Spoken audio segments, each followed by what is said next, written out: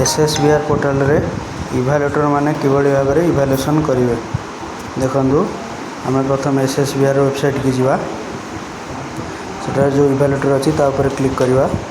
यदि इभाल्युएटर मानकर login ID password नहीं ताहले आमे फॉरगेट पासवर्ड रे क्लिक करिवा एठी तांगर मोबाइल नंबर ता दबा 77730 जो माने इभाल्युएटर अछन तांगा मोबाइल नंबर दे साला पर एठी कैप्चा दबा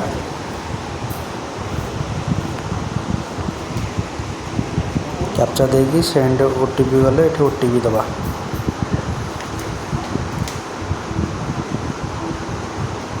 ओटीपी दे साला पर एठी हमें ओटीपी देकी वेरीफाई करबा 459215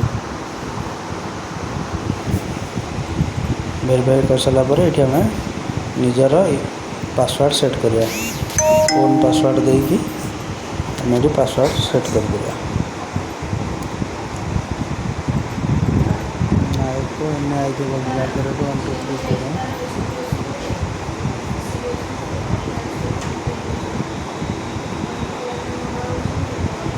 पासवर्ड देके रिसेट पासवर्ड रे क्लिक करिया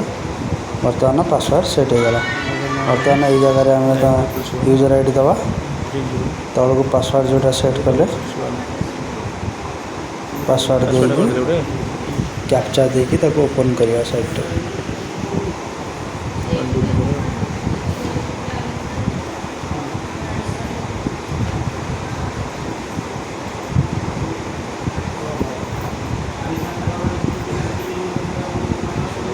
ओपन कले यही इभाल्युएटर अंडर रे जति स्कूल इभाल्युएशन करियार अछि से तो स्कूल एटी शो कर दोछि जदि हमें लॉगिन फॉर ओटीपी मारिबा एटी मोबाइल नंबर दबा पासवर्ड रिसेट न करके यदि लॉगिन फॉर ओटीपी मारिया एटी मोबाइल नंबर देके एटी कैप्चा देले साइन थी ओटीपी एटी तले ओटीपी दबा ओटीपी देके हमें साइन इन कर दिया 601846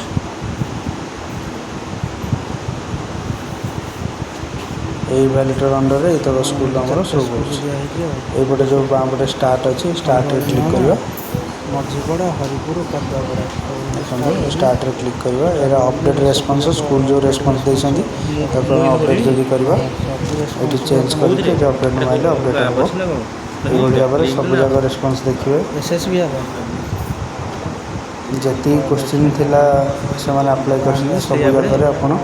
रेस्पॉन्स अपडेट करिया जदी थिबो अपडेट करिवे ना या शेयर रखिवे अपडेट करिवे मैं कौन एसएसबीआर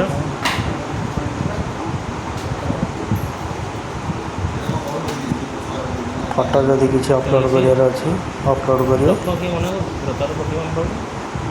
तापर ये ऊपर फाइनल सबमिट अछि फाइनल सबमिट जगह सबमिट कर देले से स्कूल रो इवैल्यूएशन प्रोसेस शेष हमें दे दिनु सदिका एही परि भाबरे जेते इवैल्यूएशन कर अछि इवैल्यूएशन कंप्लीट कर